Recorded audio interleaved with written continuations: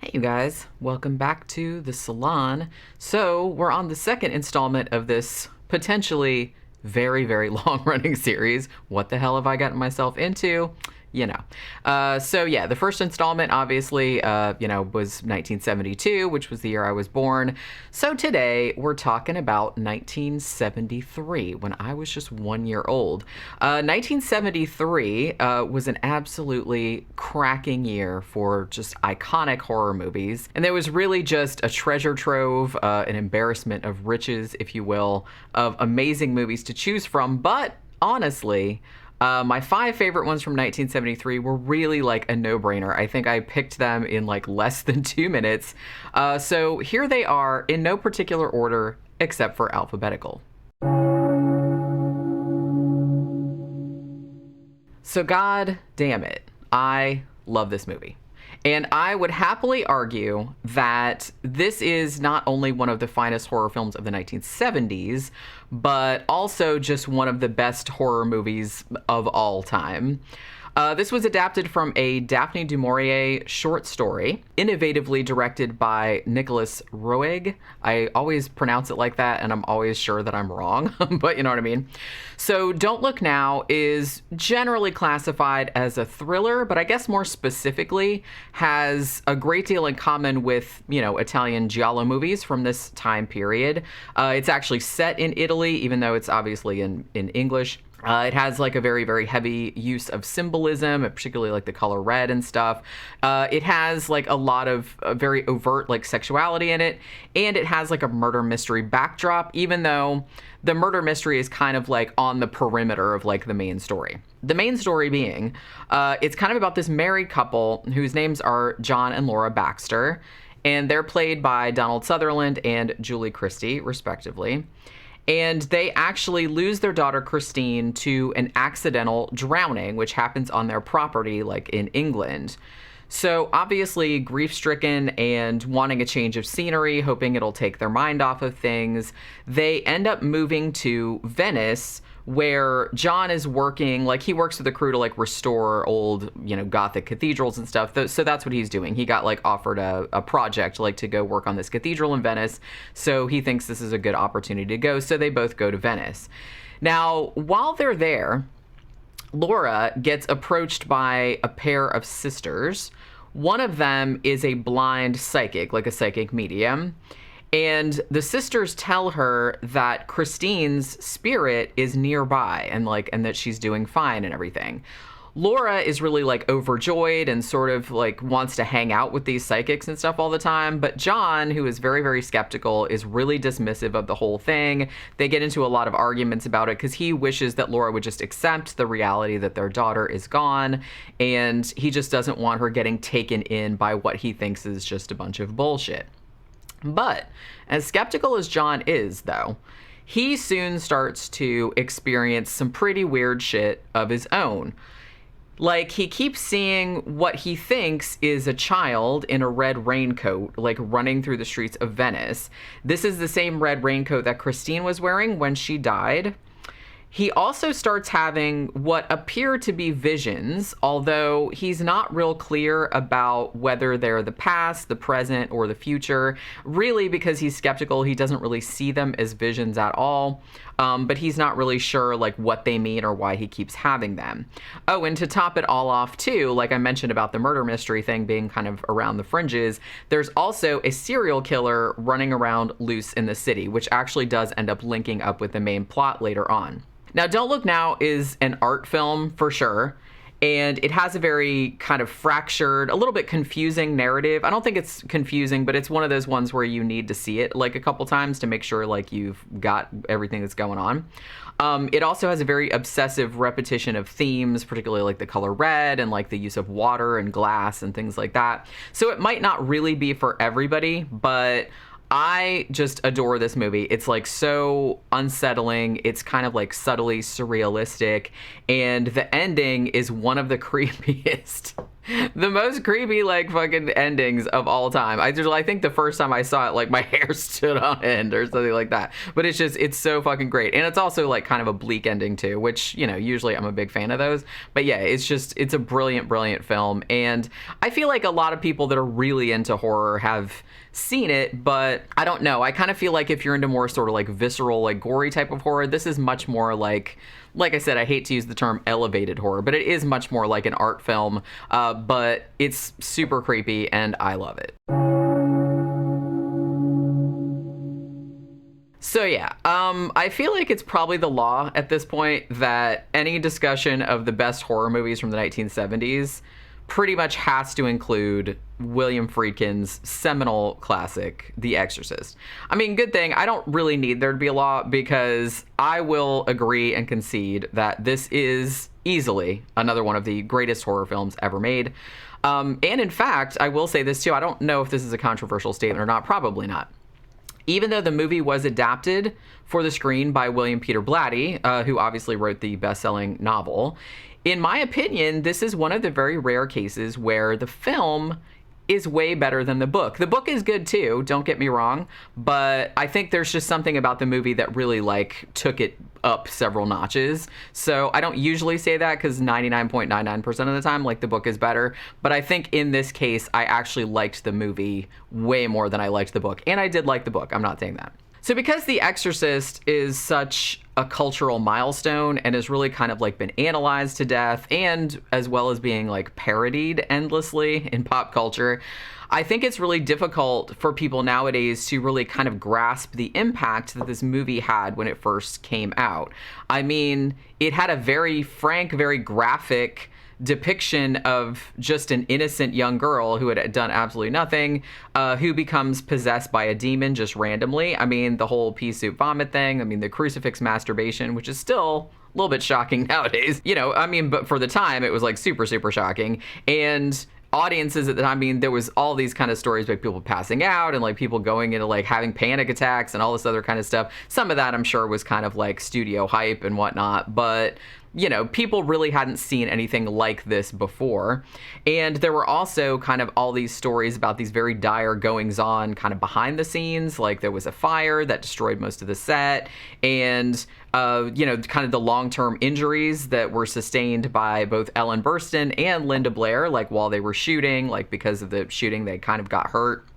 And that sort of gave the film an added mystique as well, almost like the whole enterprise was kind of, like, cursed from the beginning. So I think that really gave it that kind of, like, extra mystery, like, about it. But aside from all the baggage attached to the franchise nowadays, which, like I said, it wasn't really helped that it's like it had a sequel, which was shitty, and now it's kind of, like I said, it's such a cultural touchstone. Like, everybody has either seen it or seen a parody of it or something like that. So it seems like its impact has been, like, diluted.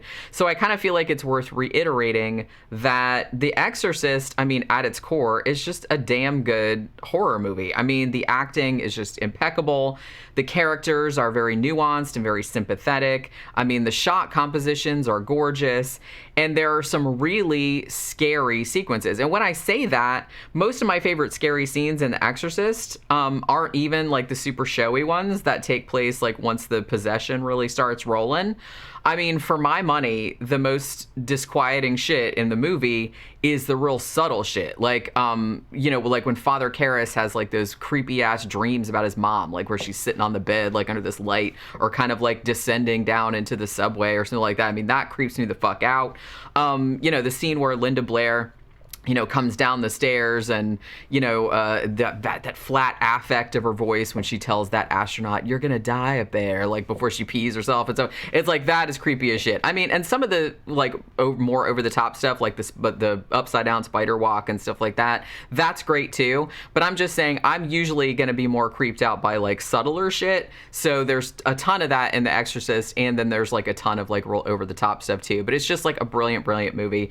And it just never gets old to me, like, no matter how many times I see it. It's one of those movies that I could just, like, watch over and over again and always find something new in it, which to me is, like, the mark of a classic. So here's another case of a great horror author, Richard Matheson in this instance, adapting his own very outstanding novel into a screenplay. The Legend of Hell House. Now, the 1971 book that he wrote is actually just called Hell House, but The Legend of Hell House is just a stone cold classic of the kind of like, Ghostbusters investigate haunted house subgenre, and I'm a big fan of those. I really love those kind of movies where it's like we're all paranormal investigators and we're going to go to this creepy ass mansion where it's like some fucked up shit happened. So this movie was directed by John Howe. I think I'm pronouncing that right. He did some work with Hammer Studios. He directed Twins of Evil with the Playboy Bunny twins, so there's that. And he also did some other horror films that actually we've talked about before, like The Incubus and some other stuff. And he did a shit ton of British TV as well, like in the 1980s.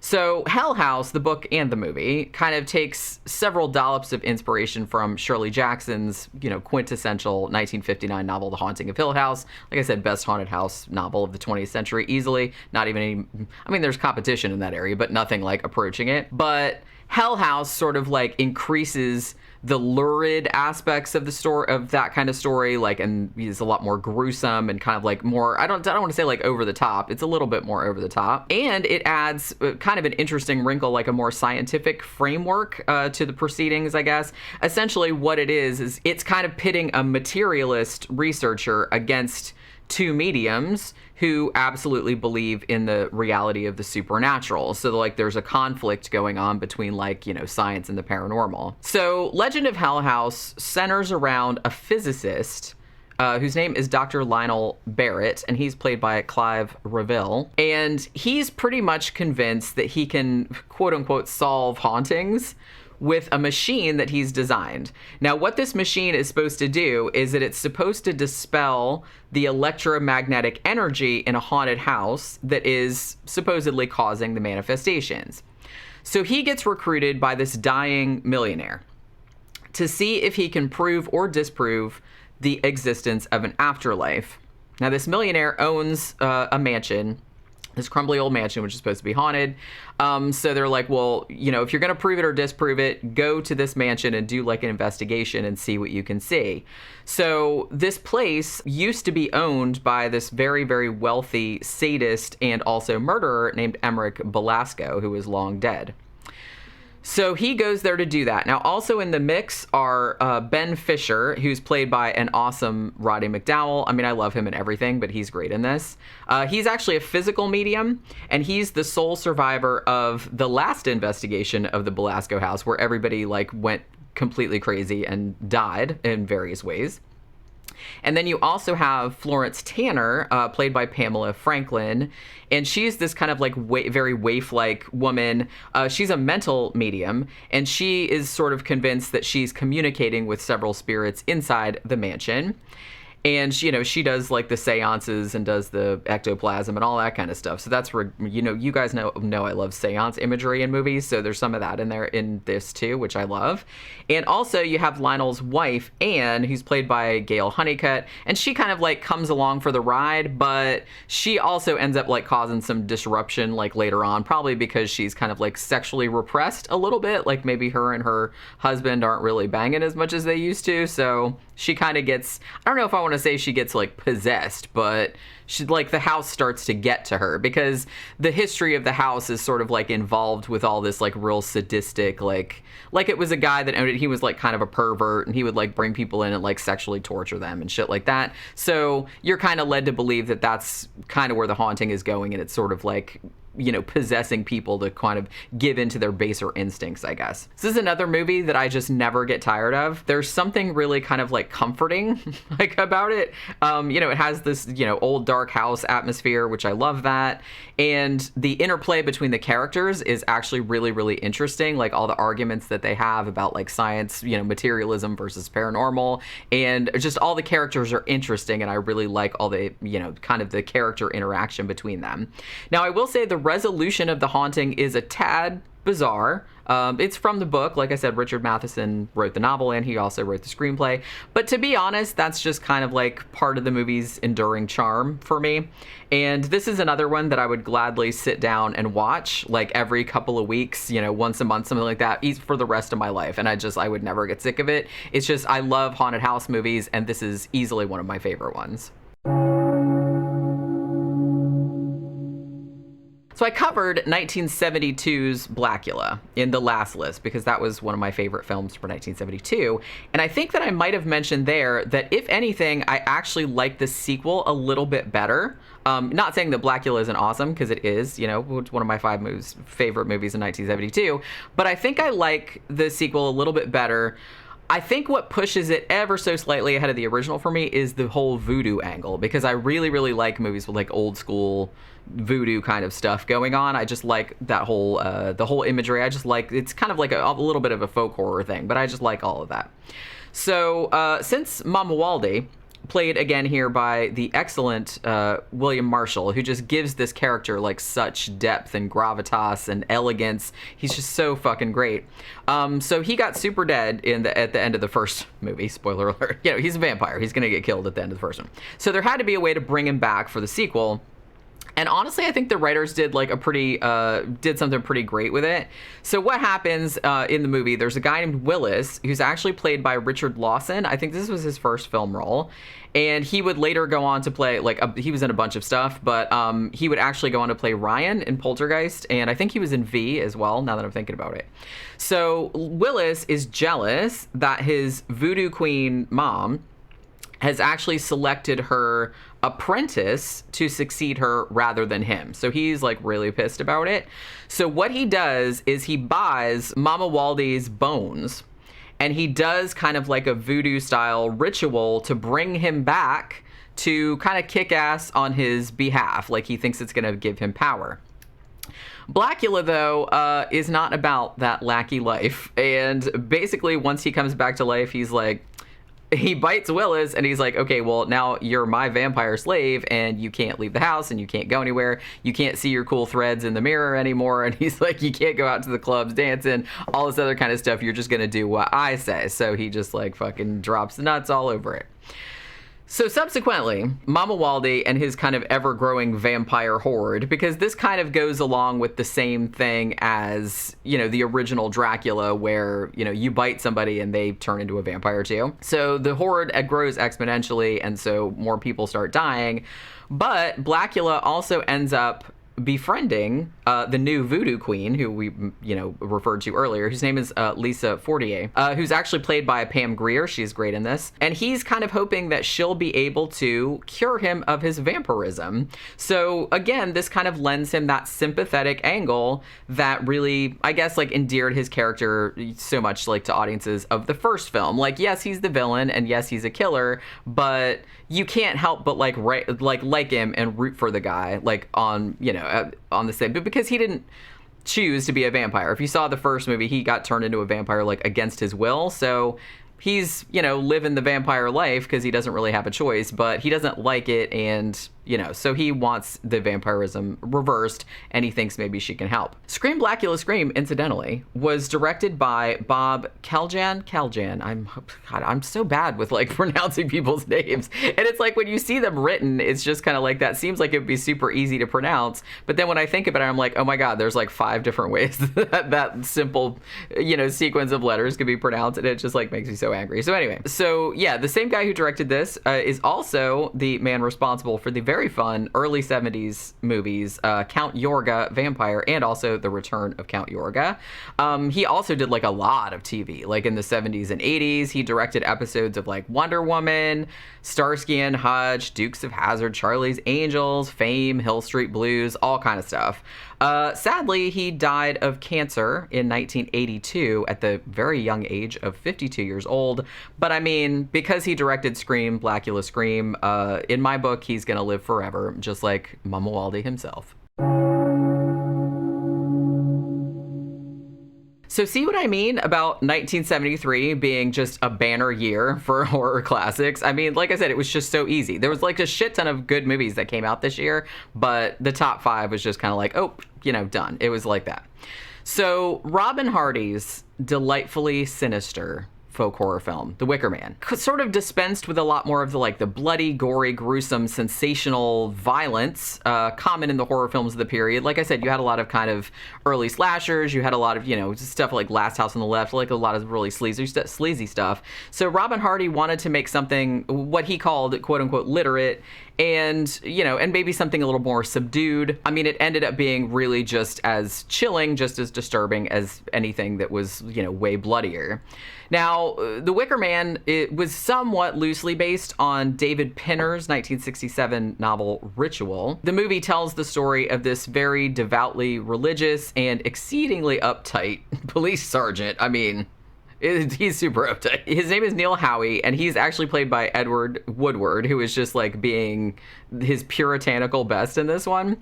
So Howie gets sent to this remote island in the Hebrides off of Scotland to look into the alleged disappearance of a young girl named Rowan Morrison. Now, he actually goes there because he gets like an anonymous letter about it, and I guess it's like in his jurisdiction, so they send him out there like on a little seaplane or whatever.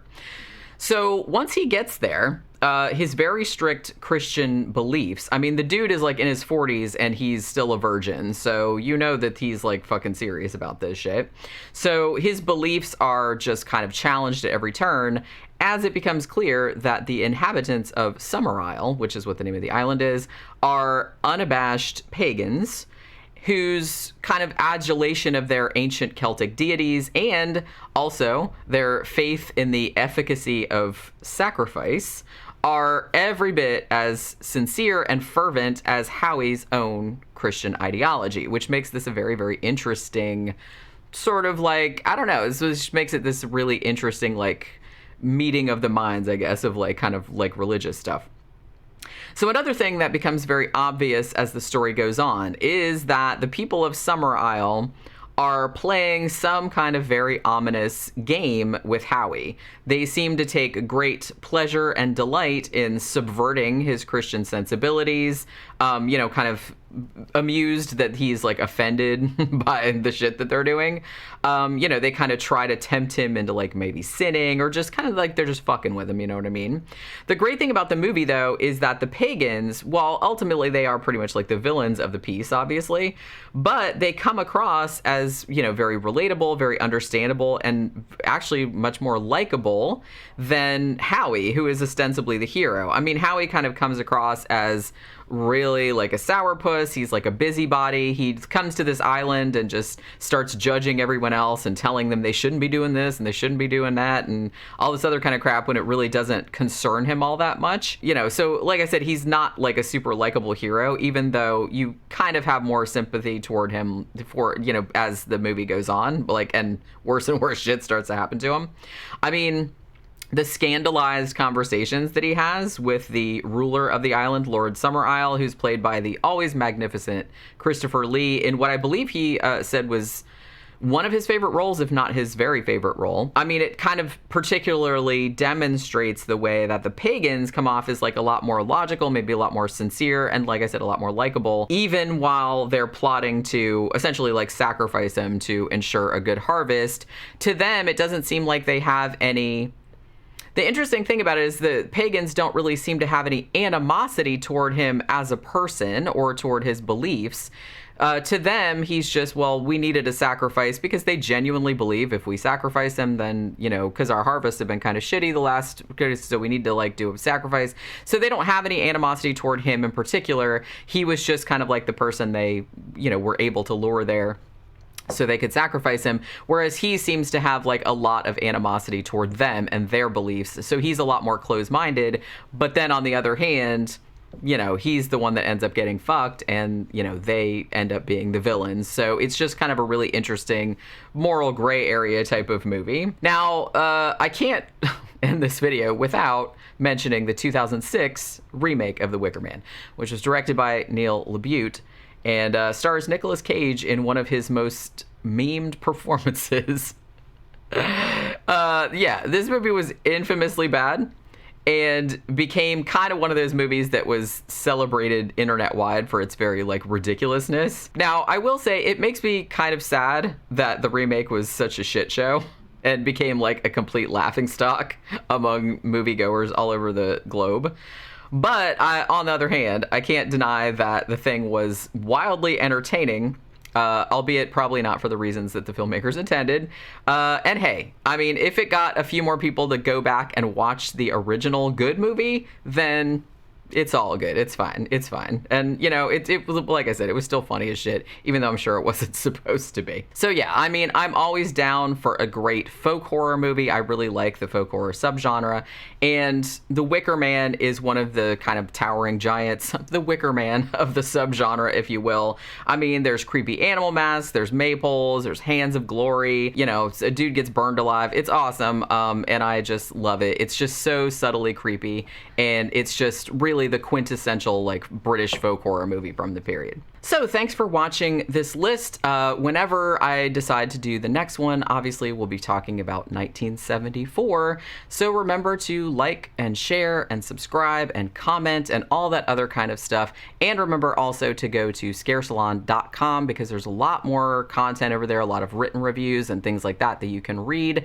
And that'll do it for this installment. I will see you guys on the next one. Bye.